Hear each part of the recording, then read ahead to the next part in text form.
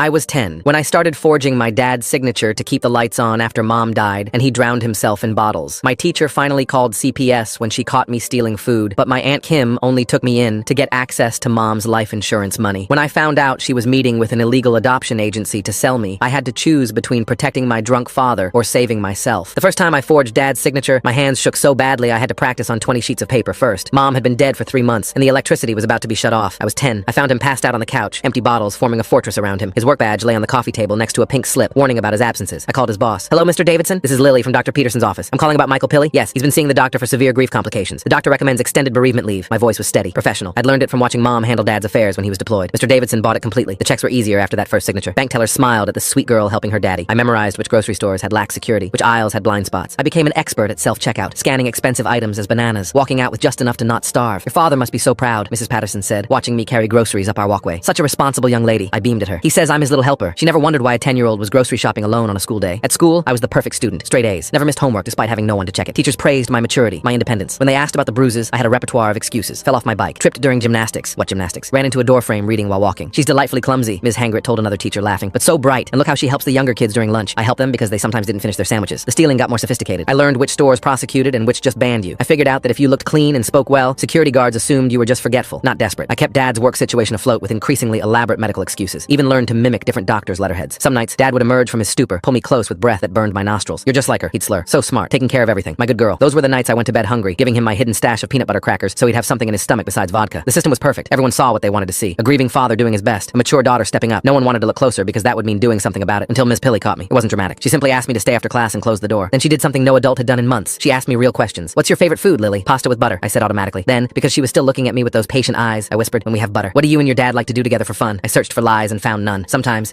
when he's sleeping, I sit next to him and tell him about school, so he won't be alone. "What time do you usually go to bed?" "When he stops drinking." The smile never left my face. I'd learned that if you smiled, adults stopped asking questions. But Miss Pilley wasn't stopping, and when I finally looked up at her, I saw something that made my chest tight, tears in her eyes. "Wait here, sweetheart," she said, handing me her phone. "You can play games on this while I go get someone, okay?" 2 hours later, I heard the knock. Miss Pilley came back with 2 police officers and a woman in a gray suit who introduced herself as being from Family Services. They all had that same look, like they were trying to smile, but their faces wouldn't cooperate. "We're going to take a ride to your house," the woman said. "We need to check on your dad." My body went cold. "No, he's sleeping. He needs to sleep off the grief medicine." But they were already walking me to the car. I tried to run, but Officer Kim caught me gently. "It's okay," she said. "We're going to help." "You don't understand," I screamed. "I have to call his work tomorrow. I have to deposit the check. There's no food and he doesn't know where I hide the money and—" "Shh," the woman said. "That's not your job, honey." When we got home, Dad didn't answer. The police said they needed to do a wellness check. I begged them to leave him alone. Told them he just needed rest. Promised I'd take better care of him. "Please," I sobbed. "I'll be better. I won't let the food run out again. I'll forge the checks better. I promise." The woman's face crumpled. She nodded to the officers. When they opened Dad's bedroom door, the smell hit me first. Stale alcohol, unwashed clothes, and something else. Something that made the officers immediately push me back. "Call EMS," one said urgently. "Now." "DAD." I fought against the arms holding me. "Dad, wake up. I'm sorry. I'll get more food. I'll fix it." But as the paramedics rushed past me, as I heard words like unresponsive and possible alcohol poisoning, I realized my careful system hadn't been protecting him. It had been hiding him while he died. The social worker held me as I screamed, my responsible voice finally shattering into what it really was. A terrified child who'd been drowning for months. "He needs me," I kept saying. "Who's going to take care of him?" "The doctors will," she promised. "And someone's going to take care of you now too." As they wheeled him out on a stretcher, oxygen mask on his gray face, I saw our house clearly for the first time in months. Empty bottles everywhere. Forged checks scattered on the table. My practice signatures. The stolen food in the cabinets. Evidence of a 10-year-old trying to hold up an entire world. Is he going to die? I watched the paramedics work on Dad through the ambulance doors until they slammed shut. The social worker kept her arms around me, but I felt nothing. My body had gone numb, like when you sit wrong and your leg falls asleep, except it was everything. The gray-suited woman introduced herself again. "Mrs. Chen," she said. "Child Protective Services." She guided me to her car while the police officers stayed behind to document our house. I pressed my face against the window, watching our home get smaller. They'd find everything. All my lies laid out like evidence. At the hospital, Mrs. Chen led me through bright hallways that smelled like bleach and sadness. We sat in a waiting room with uncomfortable plastic chairs. She bought me a juice box from a vending machine, but my hands shook too much to open it. A doctor came out after what felt like hours. He knelt down to my level, which meant bad news. Adults only did that when they were about to say something terrible. "Your dad is very sick," he said gently, "but we're helping him. He's going to need to stay here for a while." "How long?" The doctor glanced at Mrs. Chen. "At least a few weeks, maybe longer." My chest felt hollow. Who would take care of the bills? Who would answer when his work called? My brain started calculating, planning, until Mrs. Chen's hand on my shoulder stopped me. "Lily, we need to find somewhere safe for you to stay while your dad gets better. I can stay home. I know how to take care of myself." "That's not an option, sweetheart." The next few hours blurred together. Phone calls, paperwork, adults talking over my head using words like emergency placement and kinship care. Mrs. Chen asked me about relatives. Did I have grandparents, aunts, or uncles? "My mom's sister," I whispered. "Aunt Kim, but she lives in California." More phone calls. I dozed off in the uncomfortable chair, waking when Mrs. Chen gently shook my shoulder. "Good news. Your Aunt Kim is flying out tonight. She'll be here tomorrow morning." I tried to remember the last time I'd seen Aunt Kim. Mom's funeral, maybe. She'd worn too much perfume and cried louder than anyone else, even though Mom once told me they hadn't spoken in years. Mrs. Chen drove me to something called an emergency foster home for the night. The house smelled like potpourri and cats. The foster mom, Mrs. Rodriguez, had kind eyes but too many questions. I gave her my practice smile and told her I was fine, just tired. She showed me to a bedroom with 2 twin beds. Another girl, maybe 13, sat on one of them, earbuds in, ignoring me completely. Fine by me. I didn't want to talk either. I lay in the strange bed, staring at the ceiling. Somewhere across town, Dad was hooked up to machines, getting the help I couldn't give him. The thought should have made me feel better. Instead, guilt pressed down on my chest like a weight. Mrs. Rodriguez knocked softly and came in with a sandwich and milk. I hadn't eaten since yesterday's stolen granola bar, but my stomach felt too twisted to accept food. Just leave it on the nightstand, she said gently. Sometimes it helps to have something there when you're ready. After she left, I forced myself to eat half the sandwich. I needed strength for whatever came next. The other girl had fallen asleep, snoring softly. I envied her ability to just exist without planning the next move. Morning came too fast. Mrs. Chen picked me up early, and we drove back to the hospital. My aunt was already there, standing in the lobby. She looked older than I remembered, with Mom's same dark hair but cut short and styled perfectly. Her clothes looked expensive. "Oh, Lily!" She rushed over, pulling me into a hug that smelled like that same overpowering perfume. "You poor thing. I can't believe Michael let things get this bad." Something in her tone made my skin prickle. Mrs. Chen must have noticed my tension because she suggested we sit down to talk. Aunt Kim dominated the conversation, telling Mrs. Chen how she'd been worried about us since the funeral, how she tried to stay in touch, but Michael had pushed everyone away. Lies. Mom told me once that Kim only called when she needed money. "Of course I'll take her," Aunt Kim said, squeezing my hand too tight. "Family takes care of family. I've already talked to my husband. We have plenty of room." Mrs. Chen explained the process. Temporary guardianship papers, home inspection, background checks. Aunt Kim nodded along, playing the part of the concerned relative perfectly. But I caught her checking her phone when she thought no one was looking, frowning at whatever she saw. They let me see Dad before we left. He was awake but groggy, hooked to IVs and monitors. His skin had a yellow tint that made my stomach turn. "Hey, kiddo," he whispered. I wanted to apologize, to promise I'd do better, to beg him to get well so we could go home. Instead, I just held his hand. "This is my fault," he said, tears sliding down his cheeks. "I'm so sorry, Lily. You shouldn't have had to. It's okay, Dad. Your aunt's going to take care of you for a while." I nodded, not trusting my voice. "You be good for her, okay? And keep up those grades. Your mom would be so proud of how smart you are." Aunt Kim appeared in the doorway. "We should go, sweetie. Let your dad rest." Dad squeezed my hand one more time before letting go. As Aunt Kim led me away, I heard him whisper, just like her mother, "Too smart for her own good." The drive to collect my things felt surreal. Our house looked different in daylight, smaller and shabbier. Police tape covered the door, but Mrs. Chen had a key. Aunt Kim waited in the car, saying the smell of cigarettes made her nauseous. Dad didn't smoke. I packed quickly, grabbing clothes and my school books. Hidden in my closet, I found the envelope where I kept the emergency cash. $43. Oh man. Aunt Kim showing up with that same perfume from the funeral. What is wrong with her? And poor Lily counting that $43 like it's her retirement fund while her aunt waits outside because of the cigarette smell in a house where nobody smokes. I slipped it into my backpack when Mrs. Chen wasn't looking. "Is this your mom's?" Mrs. Chen held up a small photo album I'd hidden under my mattress. I nodded, taking it carefully. Inside were pictures from before, when Mom was healthy and Dad smiled without alcohol on his breath. Aunt Kim wasn't in any of them. Back in the car, Aunt Kim chattered about her house in the suburbs, her husband Robert, who worked in finance, how I'd love my new school. Her words washed over me like white noise. I studied her in the rearview mirror, noticing how her smile never reached her eyes. We stopped at a restaurant for lunch. Aunt Kim ordered a salad and picked at it while scrolling through her phone. I ordered soup, something easy on my nervous stomach. "So," she said suddenly, putting her phone down, "your dad must have some sort of life insurance from your mom, right? Or survivor benefits?" My spine straightened. "I don't know." "Well, we'll need to look into that. For your care, you understand. Kids are expensive." She laughed, but it sounded forced. "Robert's going to have questions about the finances." Warning bells rang in my head. I'd learned to read people over the past months, to know who meant harm and who just didn't care. Aunt Kim was definitely the first type. "Mrs. Chen handles all that stuff," I lied smoothly. Aunt Kim's mouth tightened. "Of course. Well, we'll sort it all out once you're settled." The rest of the drive, she asked seemingly innocent questions. Did Dad have a safety deposit box? Did I know where he kept important papers? Had anyone from his work contacted me about benefits? I played dumb, giving vague answers and pretending to be more interested in the view outside, but my mind raced. She wanted something. Money, probably. Mom once said Kim had expensive tastes and a gambling problem. Her house was exactly what I expected. Big, pristine, and cold. Everything was white or beige, like a magazine spread. Robert wasn't home yet, she explained, leading me upstairs to a guest room. "This will be yours," she said. "The bathroom is across the hall. Don't touch anything in the medicine cabinet." The room was nice enough, with a real bed and clean sheets, but it felt like a hotel, not a home. I set my backpack down carefully, already planning where to hide my cash. "Get settled in," Aunt Kim said. "We'll go shopping tomorrow for some appropriate clothes." She eyed my thrift store jeans with distaste before leaving me alone. I sat on the bed, overwhelmed by the silence. No bottles clinking, no slurred words through thin walls, just quiet. It should have been peaceful, but it felt wrong. My phone buzzed. Mrs. Chen, checking in. I texted back that I was fine, knowing she had dozens of other kids to worry about. Then I did what I'd been doing for months. I made a plan. Aunt Kim wanted money. She'd taken me in hoping to get access to whatever benefits or insurance might exist. I needed to figure out what she was after and stay one step ahead. Just like with the grocery stores and the forged checks, I'd learn the system and work it. Because one thing was clear. Aunt Kim might be family, but she wasn't safe. And I'd learned the hard way that the only person I could really count on was myself. That night at dinner, I met Robert. He was older than Aunt Kim, with gray hair and cold eyes that reminded me of a fish. He barely looked at me, focusing instead on complaining about his day at work. "So this is temporary, right?" he asked Aunt Kim, like I wasn't sitting right there. "Of course," she assured him, "just until her father is back on his feet." They exchanged a look I couldn't interpret. But when Aunt Kim served dessert, she asked again about Dad's paperwork, his bank accounts, whether he had a will. "I really don't know," I insisted, perfecting my confused little girl act. "Dad handled all that stuff," Robert snorted. "Handled it right into a bottle from what I hear." "Robert!" Aunt Kim scolded, but her heart wasn't in it. I excused myself, claiming homework. In my room, I pulled out the photo album and looked at pictures of Mom. She smiled back at me, frozen in happier times. I wondered what she'd think of all this. Probably she'd tell me to be smart, be careful, and protect myself, so that's what I'd do. The next morning brought the first real test. Aunt Kim woke me early, her perfume already overwhelming in the morning air. She held out a piece of paper and a pen, her smile too bright for 7 in the morning. I recognized the form immediately, a release for medical records. My stomach tightened as I read through it, seeing Dad's name at the top. Aunt Kim explained that she needed access to Dad's medical information to properly care for me. Her reasoning sounded logical, but I caught the way her fingers drummed against her leg, the same nervous habit Mom used to have when she was lying. I took the pen and carefully signed my name in the wrong spot, making the form invalid. Aunt Kim's face twitched, but she maintained her smile and said we'd try again later. At breakfast, Robert barely acknowledged my presence. He read his tablet while eating toast, occasionally grunting at something Aunt Kim said. She served me cereal in a bowl that probably cost more than our entire dish set at home. The doorbell rang just as I finished eating. Mrs. Chen stood on the porch with her briefcase and kind smile. She'd come for the home inspection, she explained, part of the temporary guardianship process. Aunt Kim transformed into the perfect hostess, guiding Mrs. Chen through the house while pointing out all the amenities. The spare bathroom just for me, the desk where I could do homework, the backyard where I could play. I trailed behind them, watching Mrs. Chen take notes. She asked about my school enrollment, and Aunt Kim produced a folder full of paperwork she'd already started. Everything looked perfect on paper. Mrs. Chen asked to speak with me privately. Aunt Kim's jaw tightened, but she agreed, suggesting they use the living room while she prepared coffee in the kitchen. Alone with Mrs. Chen, I wanted to tell her everything about the medical forms, about the questions about money, about the way Robert looked at me like I was a problem to solve. But I'd learned that adults needed proof, not just feelings. Mrs. Chen asked how I was settling in. I gave her the right answers, the ones that would keep things stable while I figured out my next move. She seemed satisfied, though she studied my face carefully before we finished. After she left, Aunt Kim's mask slipped. She complained to Robert about the invasiveness of the system, about how they were doing a good deed and being treated like criminals. Robert just grunted and went back to his tablet. That afternoon, Aunt Kim took me shopping as promised. But instead of the mall, we went to a thrift store. She bought me 3 outfits, all slightly too big, and told me I'd grow into them. The total came to less than what she'd spent on lunch the day before. On the drive back, she tried again. This time, it was about Dad's employer. Did I know if he had a pension, death benefits from Mom's passing? She'd been thinking, she said, about how to best provide for my future. I pretended to fall asleep in the car, letting my head loll against the window. Through barely opened eyes, I watched her face in the mirror. The frustration was clear now, her lips pressed into a thin line. At the house, I overheard her on the phone in the kitchen. She was talking to someone about power of attorney, about what rights she had as a temporary guardian. The person on the other end must have given her bad news because she slammed a cabinet door hard enough to rattle the dishes. That evening, while Aunt Kim and Robert watched TV, I explored the house more carefully. In the home office, I found bills marked past due, stuffed in a drawer. Credit card statements with balances that made my eyes widen. A notice from Robert's employer about mandatory retirement. The picture became clearer. They needed money, and they thought I was their ticket to it. I slipped back to my room before they noticed I was gone. Under my mattress, I hid the $43 in a sock. It wasn't much, but it was mine. School started 3 days later. Aunt Kim drove me, complaining the whole way about the early morning traffic and how the public school was farther than she thought. She'd wanted to enroll me in the local private school, she said, but the tuition was astronomical. The new school was bigger than my old one, with kids who wore designer backpacks and talked about their weekend trips. I kept my head down and found my classroom without help. My new teacher, Ms. Sebastian, introduced me to the class. 25 faces stared at me, evaluating the girl in the 2 big thrift store clothes. I smiled my practice smile and took the empty seat in the back. At lunch, I sat alone, observing. The cafeteria dynamics were different here. Clear social hierarchies based on clothes and gadgets. I missed my old school, where being smart was enough to fit in. A girl named Ailey approached me after a few days. She was friendly enough, asking about where I'd moved from and why. I kept my answers vague, saying my dad was sick and I was staying with family. She seemed satisfied and invited me to sit with her group. The routine at Aunt Kim's house settled into a pattern. She'd try new approaches to get information about Dad's finances. I'd deflect or play dumb. Robert would ignore both of us. The tension grew thicker each day. One evening, Aunt Kim announced we were visiting Dad that weekend. My heart leaped and sank as she explained she needed him to sign some papers. Just formalities, she assured me. Things to make sure I was properly cared for. I knew better. Whatever papers she had weren't for my benefit. At school, I threw myself into academics. It was familiar territory where I could excel without money or the right clothes. Ms. Sebastian noticed my dedication and started giving me extra assignments, advanced work that challenged me. During library time, I researched. I learned about temporary guardianship, about children's rights, about what Aunt Kim could and couldn't do legally. Knowledge was power, and I needed all I could get. The visit to Dad came on Saturday. He looked better, though still pale and thin. His hands shook slightly as he hugged me, but his eyes were clear. The yellow tinge had faded. Aunt Kim gave us a few minutes alone before producing her papers. She chatted about how well I was doing, how the house was perfect for raising a child, how she and Robert were happy to help family. Then came the forms. She placed them in front of Dad with a pen, explaining they were routine guardianship papers. Just until he was better, of course. I watched Dad's face as he read. His forehead creased, and he looked up at Aunt Kim with confusion. These weren't guardianship papers. They were documents giving her access to any insurance settlements, beneficiary rights, and control over my future finances. Dad's hand trembled as he set down the pen unsigned. He told Aunt Kim he needed to think about it, maybe have a lawyer look it over. Her face went rigid, but she forced a smile and said, of course, there was no rush. The drive home was silent. Aunt Kim's knuckles were white on the steering wheel. At a red light, she turned to me with eyes that reminded me of a snake. She asked if I'd said something to Dad. I shook my head, maintaining my innocent expression. But inside, I felt a small victory. Dad might be sick, but he wasn't stupid. That night, I heard Aunt Kim and Robert arguing. Their voices carried through the thin walls, though I couldn't make out all the words. Something about time running out, about bills, about needing to be smarter. Sunday brought a new tactic. Aunt Kim suddenly became the perfect guardian. She made pancakes for breakfast, asked about my homework, even suggested we go to the park. I played along, wary of the sudden change. At the park, she pushed me on the swings like Mom used to. For a moment, I almost believed she cared. Then she started talking about how hard it was to raise a child, how expensive everything was, how she was doing her best with limited resources. The manipulation was more subtle now, but still there. She was setting up for something. Monday at school, Ms. Sebastian asked me to stay after class. She noticed I'd been tired, distracted. Was everything okay at home? I wanted to tell her everything, but what would I say? That my aunt was after money that might not even exist, that I felt like a prize to be won rather than a child to be cared for? Instead, I told her I was just adjusting to the new environment. She didn't look convinced, but let it go. As I left, she handed me a card with her cell phone number, just in case I needed to talk, she said. That afternoon, Aunt Kim was on the phone again when I got home, this time with a lawyer, discussing something about emergency custody versus temporary guardianship, about expediting paperwork, about Dad's mental competency. My blood ran cold. She was trying to make the arrangement permanent. I crept to my room and pulled out the prepaid phone Mrs. Chen had given me for emergencies. Her number was programmed in, but I hesitated. What if calling her made things worse? What if they moved me somewhere even worse than here? But then I thought about Dad, getting stronger every day, only to have Aunt Kim try to declare him unfit. I thought about Mom, who'd warned me about Kim's true nature. I thought about myself, becoming a pawn in someone else's game. I didn't call, not yet, but I started documenting everything. Every conversation about money, every form she tried to get signed, every bill I found showing their financial desperation. I took pictures with the phone and hid it in the lining of my backpack. Tuesday brought another surprise. A man in a suit came to the door, introducing himself as a social worker doing a follow-up visit. But something was off. His credentials looked different from Mrs. Chen's, and he seemed more interested in Dad's condition than mine. Aunt Kim chatted with him like old friends, which raised more red flags. Real social workers didn't usually get that friendly that fast. I excused myself to use the bathroom and quickly texted Mrs. Chen, asking if she'd sent someone. Her response came quickly. No, and I should be careful. She was on her way. I returned to find the man asking Aunt Kim about Dad's history, about his drinking, about whether she thought he'd ever be fit to parent again. Aunt Kim shook her head sadly, painting a picture of a man too broken to recover. The doorbell rang before she could finish. Mrs. Chen stood there with another official-looking person. The man in the suit suddenly needed to leave, muttering about a miscommunication. Aunt Kim's face cycled through several emotions before settling on confused innocence. Mrs. Chen asked to speak with me alone. This time, I told her more. Not everything, but enough. About the forms, about the lawyer calls, about the strange visitor. She took notes, her face growing more concerned with each detail. She told me to call her immediately if anything else happened, that she'd be checking in more frequently, that my safety was the priority. After she left, Aunt Kim was furious. She accused me of making her look bad, of being ungrateful. Robert told her to calm down,